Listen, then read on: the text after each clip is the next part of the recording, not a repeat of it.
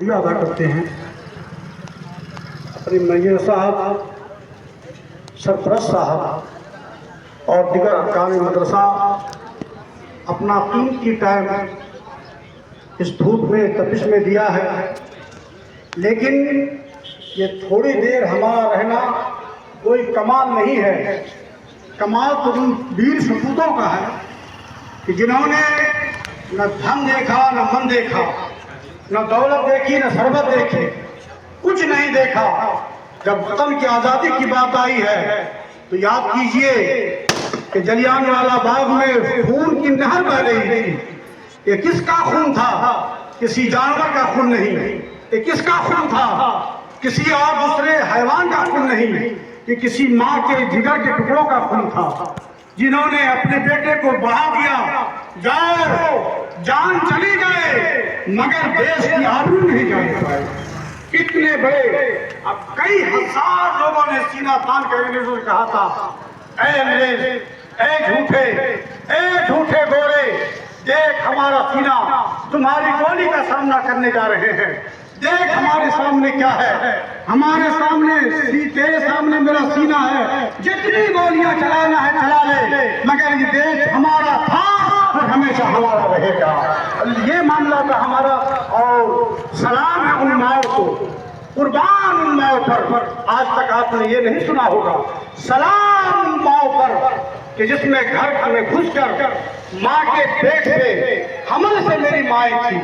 کسی کے 9 مہینے تھے، کسی کے 8 مہینے تھے، کسی کے 7 مہینے تھے، کسی کے 6 مہینے تھے۔ ہماری ماؤں کے پیٹ کو چاک کر کے بچوں کو نکال کے اور بھالے پہ لٹکایا تھا ان ظالموں نے، اور کہا تھا چھوڑ دو آزادی کی تحریک کو، مگر ماؤں نے کہا یہ تو ہمارے پیٹ کا بچہ ہے، اگر ہمارے سامنے کا لال بھی چلا جائے گا تو تحریک آزادی ختم نہیں ہو سکتی ہے۔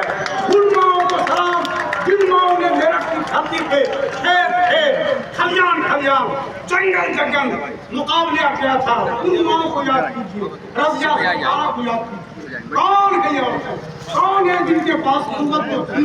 ہم مردوں میں قوت نہیں ہے۔ ہم سلام کرتے ہیں ان مفتیوں کو، جن مولویوں نے، جن مفتیوں نے صرف فتویٰ ہی نہیں لکھا۔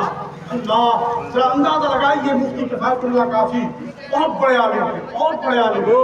صرف وہ پیری فقیری نہیں کرتے تھے، مرید نہیں کرتے تھے۔ جب پولیس ان کے پاس گئی اور چوراہے پہ لایا ان کو کھڑا کرنے کے لیے، تو کہا تمہیں خبر ہے مفتی مولوی تمہیں کس لیے بلایا گیا ہے؟ تو مفتی صاحب نے فرمایا تھا ہاں ہمیں معلوم ہے کہ ہماری جان لی جائے گی۔ کہا ایسے نہیں، یہ تختے دار سامنے ہے، تمہیں اس پہ لٹکنا پڑے گا۔ تو مفتی صاحب، دنیا والوں سنیں، مفتی صاحب نے کہا میں چوموں گا بھی اور اس پر جھولوں گا۔ کتنا بڑا جملہ استعمال کیا تھا۔ انگریز اور ہکا بکا ہے، خوشی خوشی کشا کشا جا رہے ہیں، مسکرا رہے ہیں۔ تو ایک نے کہا کہ ارے مفتی صاحب مسکرا کیوں رہے ہیں؟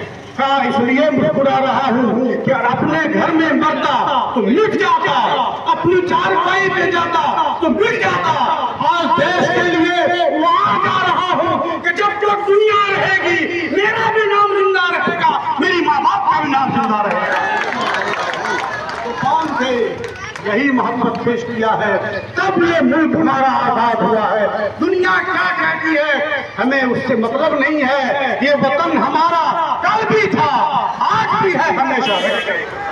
وطن کی محبت اپنے طلباء کو سکھاتے ہیں، وطن کی محبت اپنی عوام کو سکھاتے ہیں، وطن کی محبت اپنے لوگوں کو بتاتے ہیں۔